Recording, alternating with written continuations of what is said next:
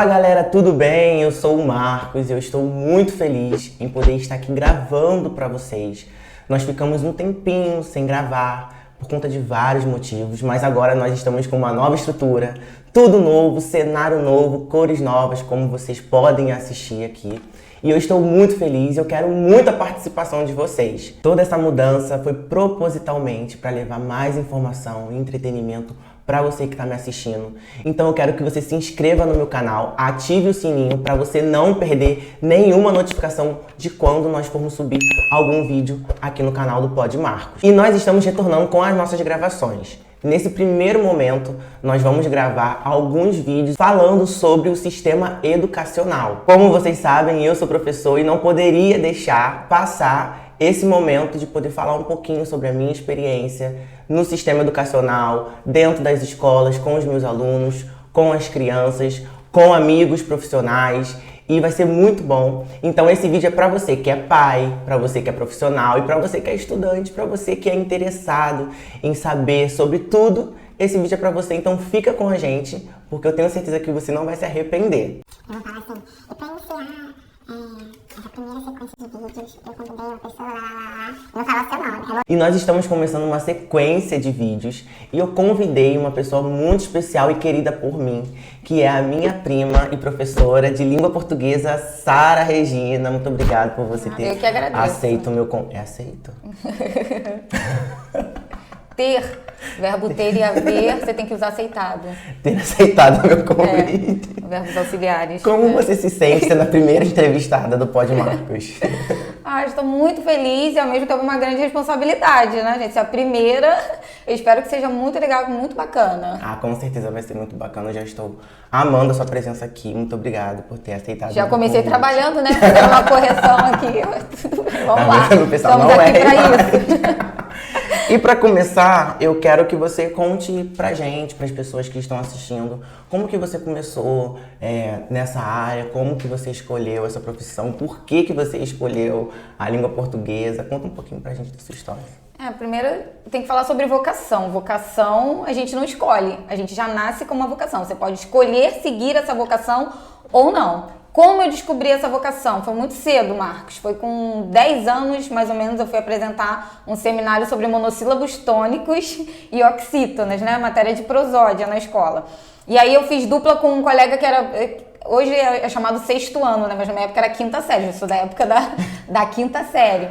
E aí esse menino, ele era muito popular, mas quando chegou na hora da apresentação, ele travou. Ele ficou muito nervoso. E aí eu percebi que ou eu tomava a cena ali, ou a gente ia perder nota, né, de apresentação.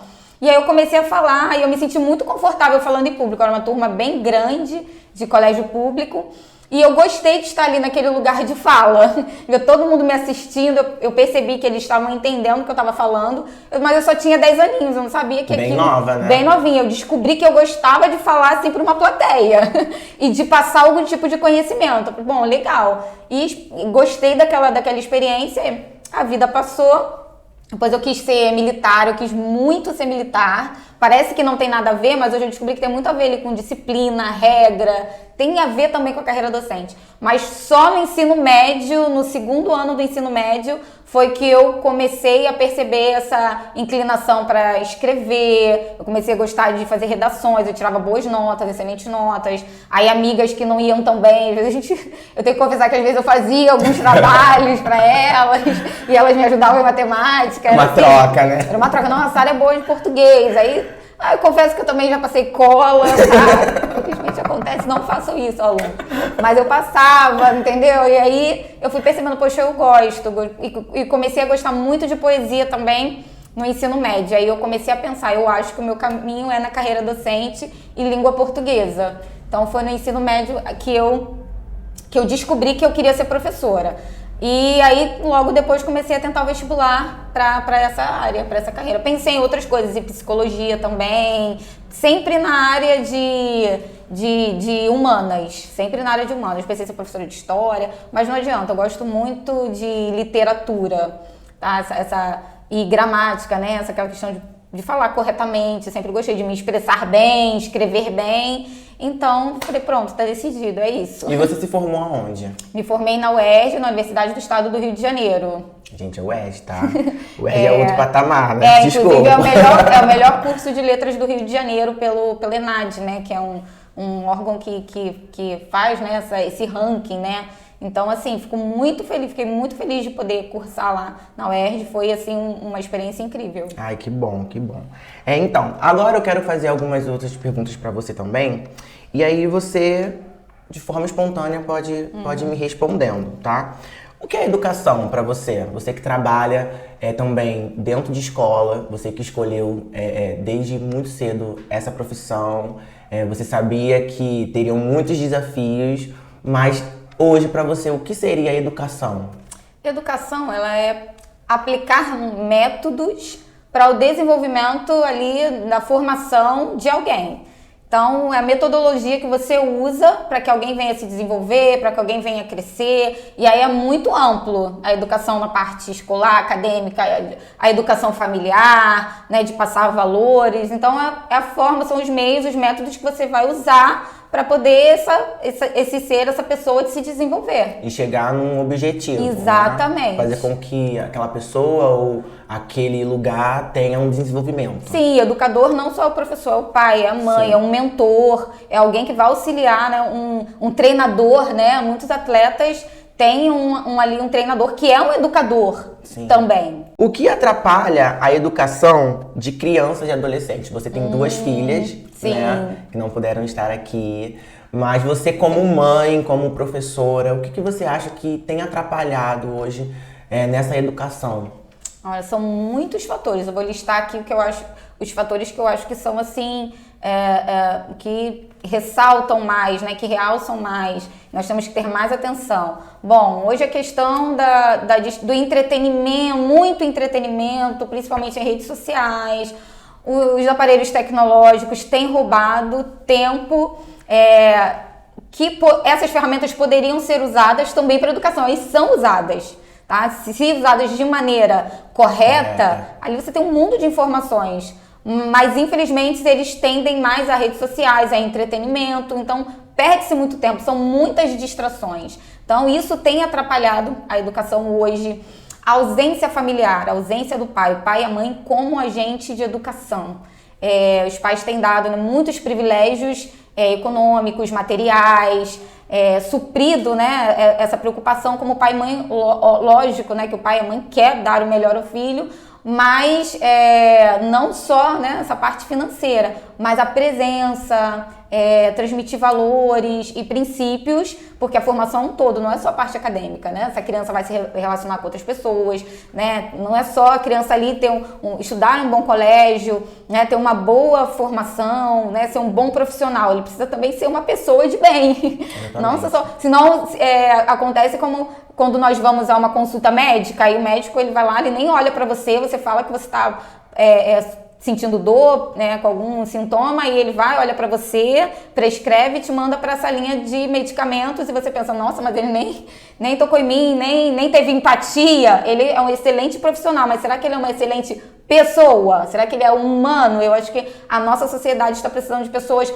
mais humanas, então eu acho que a educação ela é muito mais ampla do que a gente imagina, né? Formar um ser por inteiro, não só fazer dele um bom profissional, mas fazer dele uma pessoa legal, uma pessoa bacana, uma pessoa, sabe, que dá bom dia, boa tarde, boa noite, sabe, aquela pessoa que vai agregar a sociedade não só na sua área profissional, mas como uma pessoa de bem, uma pessoa bacana. Eu, como mãe, eu me preocupo com isso também. Sim, você falou sobre a questão da tecnologia. Eu trabalho com crianças e eu vejo muito isso, que as crianças às vezes levam pra escola um celular, elas sabem fazer todas as dancinhas do TikTok, aí eu brincando, né, eu falo, vem cá, e a tabuada? Isso, não sabem, se esquecem, porque é uma via de mão dupla. Às vezes a família, ela deixa muito na responsabilidade da escola, sim, essa educação. Sim, muito. Claro que a escola também tem o seu papel, a gente vai falar sobre isso, mas começa tudo dentro de casa. Você tocou no assunto. Essa semana, ontem inclusive, tinha uma questão assim, aponte uma personalidade que você acha que no Brasil, né, é um bom exemplo internacionalmente. uma celebridade brasileira que, né, que representa bem o Brasil. O aluno falou, professora, eu não conheço ninguém que represente bem o Brasil. Eles não sabiam responder. Eu falei, gente, tem tantos, ou na área do esporte, né, da arte, né, tantos celebridades, mas eles não sabiam responder. Eu falei, mas se eu perguntar lá quem tá bombando no TikTok, vocês sabem responder.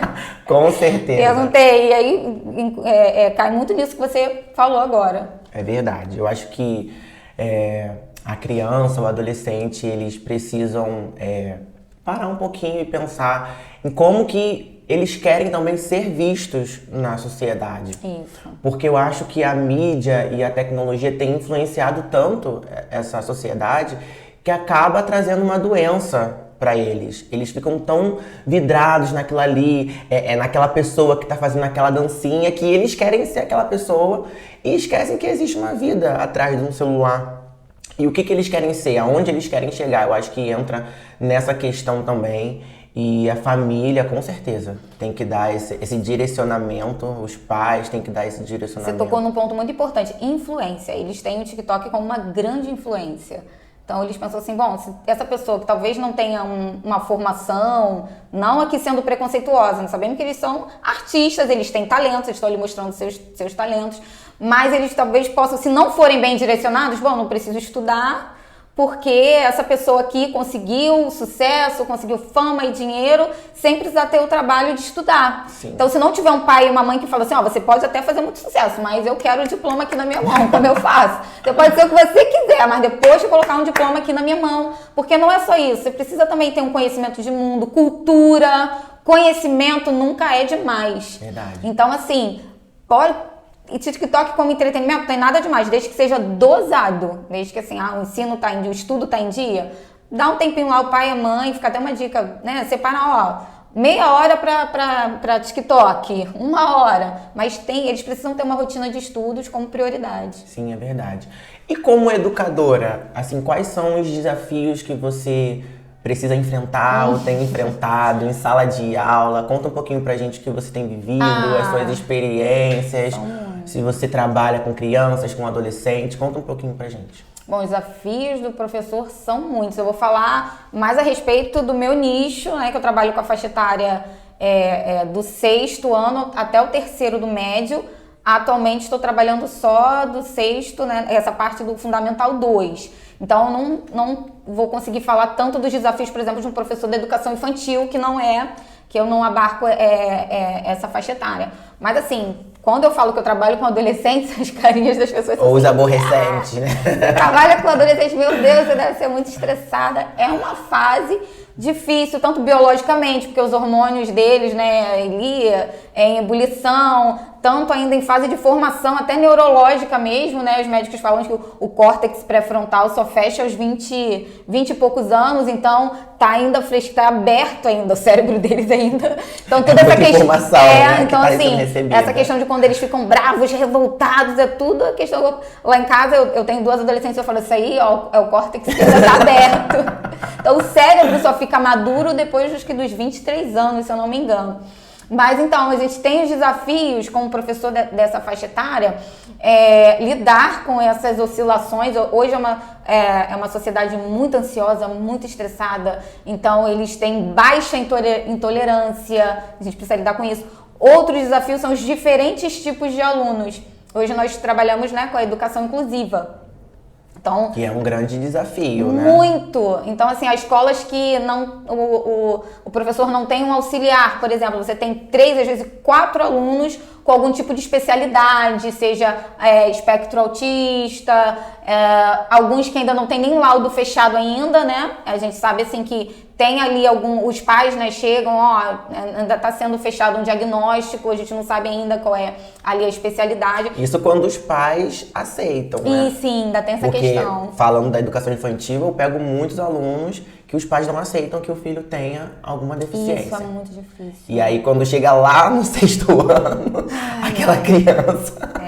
Como que tá, né? Então, assim, nós temos que dar atenção para os alunos, assim, que não tem nenhum tipo de laudo. Esses alunos, às vezes, são 3, 4 numa mesma turma. cada um com a sua peculiaridade, cada um tem uma necessidade diferente, e aí nós temos que aplicar atividades diferenciadas que atendam, né, ali a gente tem que flexibilizar o conteúdo para que aquele aluno consiga ter a compreensão, que ele consiga alcançar. Então, assim, são muitos desafios, sem deixar de dar atenção aos outros.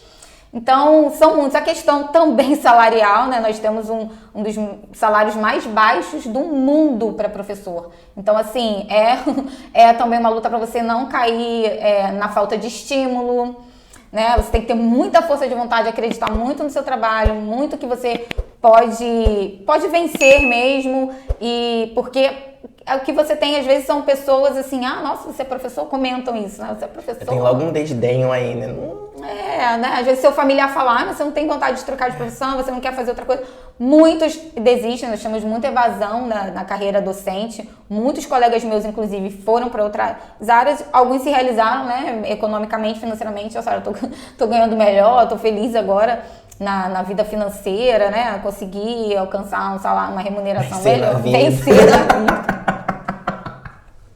E eu, inclusive, quando eu trabalhei na escola pública, uma professora virou pra mim e falou assim, minha filha, você, coitada, quem te aconselhou a seguir essa carreira? Ela já estava assim, quase se aposentando. Ela falou assim, olha, eu nem sabia, eu não esqueço essa frase, ela falou, nem sabia que ainda tinha gente se formando para isso, para ser professor. Ela falou assim, não acredito que ainda tem alguém estudando para ser professor. Então essas palavras, se você deixar, vão te desestimulando. Sim. Então você tem que acreditar muito na sua vocação, que é isso que você quer. Você tem que estar muito determinado, porque os desafios são muito grandes. Se você entrar de forma romantizada, que linda aquela imagem, né, do professor que tem aquela turma calminha, quietinha, que todo dia você vai sair realizado dentro de sala. Então tem os desafios de turmas, os perfis das turmas são muito diferentes. Você pega uma turma que é mais agitada, você sai, deve ter que usar um tom de voz mais forte, uma voz de comando mais firme. Aí você sai dali, você já pega uma outra turma que é mais calminha. Às vezes você ainda tá aqui, aí você precisa baixar a bola porque essa turma já é uma turma mais calminha. Então, assim, são os desafios em qualquer profissão tem, mas professor é um desafio um desafio muito grande. Então, eu ia até te perguntar em questão do respeito. Você sente assim que os alunos, eles respeitam mais os professores homens e menos as mulheres? Eles se identificam mais com o homem ou com a mulher? Você sente que existe que rola alguma coisa assim, sabe? Quando você vai dar uma bronca num adolescente e aí ele tenta, mas professora, não sei o quê, calma aí, tenta te passar pra trás. Você sente que tem alguma coisa que atrapalha a relação? Sim, é claro que uma voz masculina, ela tem mais peso, uma voz mais grave, né? Uma coisa é um professor homem que fala assim, ei, rapaz, senta no seu lugar. Outra coisa é a professora que tem, né, uma voz mais aguda, né? Fulano, senta. É diferente, o próprio tom de voz é diferente. Mas hoje também, por conta, aí a gente vai entrar numa questão familiar. Por conta de haver muitos abandonos paternos. Então, às vezes, aquele aluno que ele tem uma questão familiar, né, foi abandonado pelo pai, ele desenvolve uma revolta com a figura masculina, de não querer obedecer. Eu falo isso por experiência própria. Eu tenho um grande amigo meu, professor de história, professor Jarbas, um grande profissional. Ele estava sofrendo assim, estava sendo muito desacatado por um aluno. E esse aluno comigo, ele era um doce. Aí, tá vendo como também tem uma questão, é tudo muito subjetivo. Ele era um doce comigo, eu não entendia porque com esse amigo ele desacatava o tempo todo. E aí foi um estágio, eu não sou psicóloga nem nada, mas aí eu fui ali a fundo pesquisar investigar a história dele, e ele sofreu um abandono paterno. E aí um dia eu entrei, esse meu amigo estava saindo, né, estava acabando a aula de história e eu ia entrar. E aí estava um transtorno, um caos dentro de sala, ele desacatando, e esse meu amigo professor de história, sabe, ele não é de levantar a voz, de boa, tranquilo. E aí eu falei assim, olha gente, a gente precisa saber separar as coisas. Eu até falei assim, não é porque a gente teve uma experiência ruim, né, com uma pessoa, que a gente vai achar que todas as pessoas vão agir da mesma forma. Aí eu fui mais clara ainda. Às vezes nós sofremos desapontamento com o pai, com a mãe, às vezes até com o pai, e a gente se revolta com a figura masculina. É verdade. Porque se o meu pai, que devia me proteger, pisou na bola comigo, eu não vou obedecer nenhuma autoridade masculina. E na hora ele falou assim, esse aluno, ele abaixou a cabeça, concordou e falou, professora, é justamente isso. Eu não consigo acatar uma voz de comando masculina porque o meu pai me abandonou. Eu falei assim, mas o professor, esse professor tal, não é o seu pai. Ele é um cara bacana, ele é um ótimo profissional e ele merece o seu respeito. Então, a partir de hoje, eu falei assim, você gosta de mim? Ele gosta. Eu falei assim, e esse professor é um grande amigo meu. Se você magoar ele, você vai estar me magoando. Então, eu quero, por favor, se você gosta de mim, respeita o professor. E até porque ele nunca te fez nada. Aí ele foi, me abraçou e tal, e ali se resolveu a questão. Então, tá vendo como o professor, ele tem que... a carreira docente vai muito além, né, do que o pedagógico. Você tem que ser um pouco psicólogo, tem que pensar, e ali uma questão, talvez se eu agisse só profissionalmente, isso daí não cabe a mim. Eu sou aqui professora, não sou psicóloga, não sou mãe, não sou mediadora de conflitos familiares, não sou terapeuta familiar, mas às vezes a gente tem que ser sim, terapeuta familiar. Então assim, mas pra quem vive de resultado e só quer ali ganhar o seu salário, assim, falando mais claro, é uma profissão que a pessoa vai pensar assim, eu não vou perder tempo com isso. Mas aquela situação ali me fez ganhar um ano inteiro sem conflito, aquele professor sem conflitos, né? Esse aluno, toda vez que ele receber uma voz de comando masculina, talvez ele vai pensar, ele vai repensar, poxa, esse fulano não é aquele meu pai, né, que pisou na bola comigo e me largou e me abandonou e merece o meu respeito. Muito bom, amei, amei. E qual foi a sua experiência? Você já trabalhou em escola pública e privada? Sim, 2 anos em escola pública. Tá, então você consegue me dizer algumas diferenças que você nota entre a escola pública e a escola particular? Sim, há um preconceito muito grande na escola particular que eu tento desmistificar, né? As pessoas quando falam assim, ai, você já trabalhou em escola... Ai, escola pública, né, no Brasil é precária e tal. Aí eu já começo assim usando alguns argumentos. Bom, o professor da escola pública é um professor que passou em concurso para estar lá. Normalmente eles têm títulos, têm mestrado, doutorado, ou seja, não é um péssimo profissional. Sim. Nós estamos falando de um bom profissional que precisou passar numa prova, ao contrário da escola particular, que às vezes foi alguém que indicou. Ah, tá precisando de professor de português. Ah, tem uma amiga minha que é. Você vai lá e você é contratado. Já começa assim. E o mesmo professor que dá aula na escola particular, ele dá aula na escola pública. É o mesmo profissional. Ok? Então, assim, se a gente for falar assim, a nível de conhecimento, é o mesmo professor. Eu dava aula na escola particular e era a mesma professora que dava aula na escola pública. Então, assim, só para desmistificar essa questão que às vezes os pais ficam, mas o ensino da escola pública é ruim. Né? O que nós temos, sim, de fato, alguns profissionais desestimulados. Né? Porque ele não é tão fiscalizado como na escola privada. Mas quando você é um bom professor, você é um bom profissional, você é o mesmo professor na escola pública. Eu era a mesma professora que eu sou na escola particular, eu era na escola privada, até com muito mais autonomia. Por quê? Às vezes o projeto da escola, você vai realizar um projeto, né, uma feira, um café literário. Na escola privada, o projeto já vem pronto, né? A escola já tem, esse ano nós vamos elaborar assim. Você tem que seguir aquilo ali. Você precisa seguir ali. Na escola pública, você fica mais livre. Então, o professor que é criativo, o professor que é engajado, o profissional que, de fato, né, gosta ali de realizar aquele trabalho, ele vai ter liberdade, ele pode fazer muito melhor. Você não fica retido àquele tema.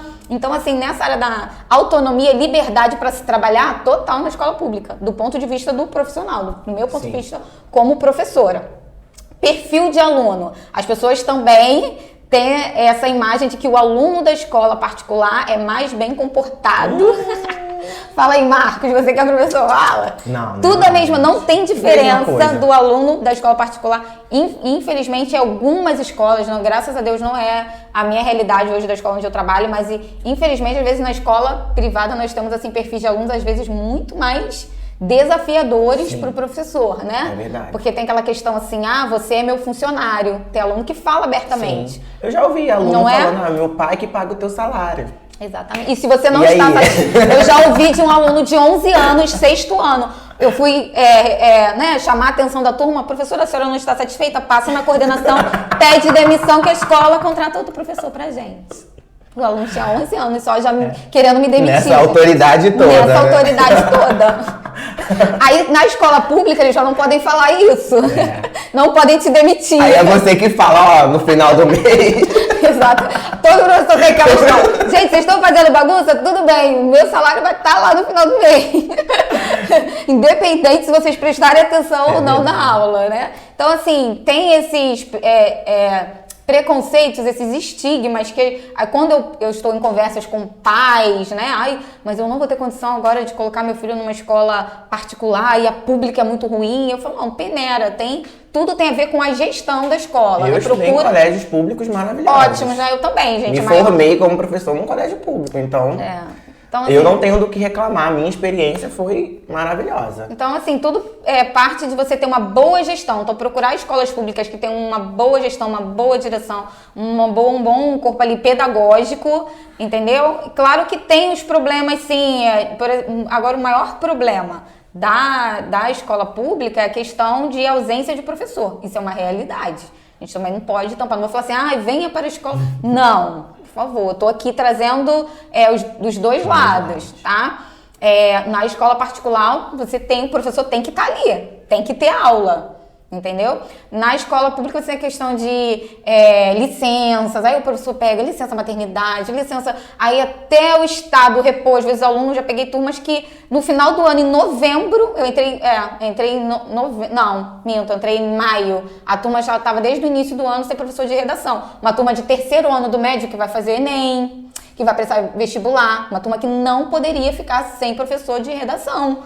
Estava sem professor de redação. Então, assim, isso infelizmente acontece no ensino público. Os olhares para a escola pública, às vezes, é muito precário, né? Sim. O investimento do governo, algumas pessoas até falam, poxa, a escola pública deveria ser top, excelente. Eu não entendo E a gente realmente não entende a dificuldade de reposição de professor. O professor sai de licença e a turma fica 2, 3 meses sem professor naquela matéria. E aí, às vezes, é por isso que os pais preferem recorrer à escola particular. Isso. Porque o filho não vai ficar sem aula. Sim. O filho não vai ficar sem aprender. Isso. A direção vai estar ali em cima do profissional, cobrando plano de aula, e cobra isso, e cobra aquilo. A escola particular e não dá pode uma parar. Segurança pro pai. Então a gente está trazendo aqui para vocês tomarem suas decisões, né, enquanto pais, trazendo as duas realidades. E então a gente pode dizer que o papel da escola seria qual? O papel da escola é muito importante. A comunidade escolar, ela é onde aquele adolescente, aquela criança passa maior, né? Depois de casa, passa maior, às vezes 4, 5, 6 horas do seu dia Quem ali. estuda integral é o dia inteiro, imagina, só chega em casa pra dormir. Exatamente. E às vezes, assim, o pai é ausente ou a mãe porque trabalham, então a comunidade escolar é o habitat daquele aluno para desenvolver suas capacidades de socialização.